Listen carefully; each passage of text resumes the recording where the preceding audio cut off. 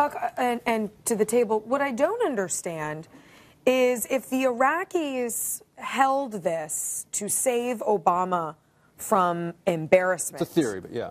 Until after he was reelected.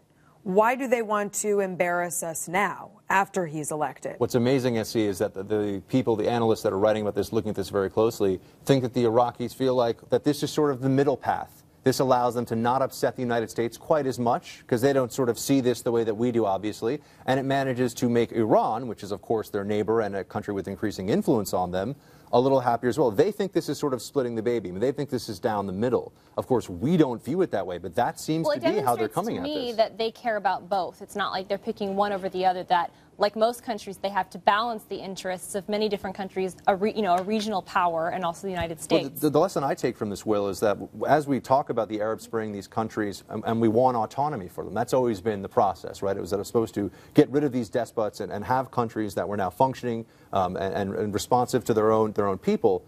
They don't necessarily fall in line with U.S. interests. So we need to start to get, I mean, even in a case like this where it seems so clear, I mean, this isn't just U.S. interests. I mean, this is really irresponsible stuff from the Iraqi government. But if they think it's better for the people of Iraq, they may be willing to do this. Well, now you have the answer to why we propped up so many bastards for so long, right?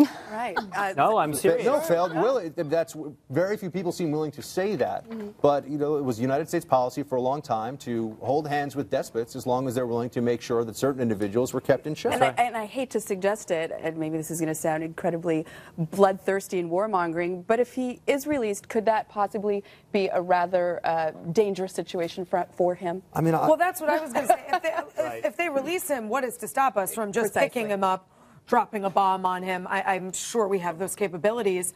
I'm just wondering, who then do we anger? Do we anger Iraq, Iran, and Hezbollah all at the same time with that? I don't really know. And if Iraq, a country that we liberated from a dictator who did use chemical weapons on its own people, is willing to take this kind of action, someone like me who would say, look, is Egypt really going to publicly request, for example, the release of the blind sheikh? Not that the U.S. would ever do it, but that Egypt would even request it? If they want to be responsive to their people, and if that's the popular will, it looks like that could be possible to me. When you see things like this, where this guy tortured and murdered Americans, I mean, as far as we know, as far as the evidence points, to people in his custody. I mean, Lieutenant Colonel, let me ask you this. I mean, do you, do we have Lieutenant Colonel? Oh, yes.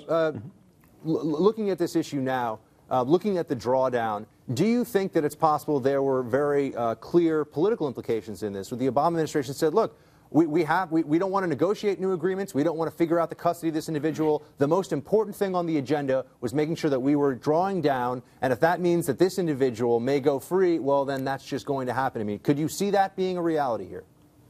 I think that they didn't want to have the issue become public so that it would be one more aspect that they would have to deal with. But look, let's look at it broader. There is a lot of instruments of power that we still possess in negotiations with Iraq. They're on the most favored nation trade status.